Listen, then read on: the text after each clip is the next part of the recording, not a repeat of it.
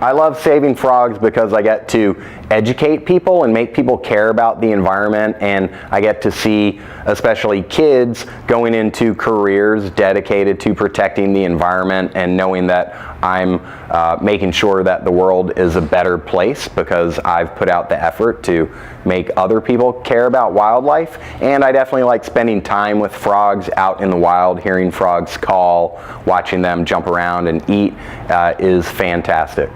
Saving the frogs can be quite challenging sometimes because traditionally people have not thought much about frogs or cared too much about them. They're kind of a forgotten animal group, so sometimes it's difficult to explain to people why what I'm doing is important, but most people understand once you let them know the multitude of ways that frogs benefit humans and how awesome frogs are.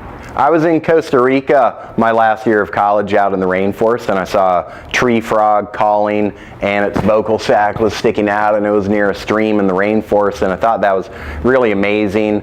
And from that point on I was definitely really into frogs, and then I found out that frogs were rapidly disappearing, and I don't even recall how it happened, but all of a sudden I was completely set on studying frogs and helping to save the frogs.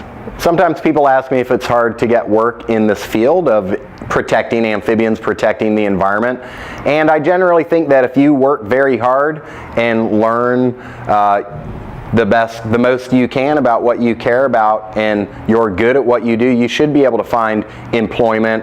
And there's definitely a variety of things people can do related to frogs. It could be in the sciences, it could be environmental law, environmental education, could be talking to politicians, working for nonprofits, or at a university and a government agency. So there are a lot of options, and people should definitely follow what inspires them. If you're inspired to protect the planet, then learn everything you can about protecting the planet. Go volunteer for some scientists or some nonprofit organizations, and you should have a good chance at finding a job you enjoy that's important.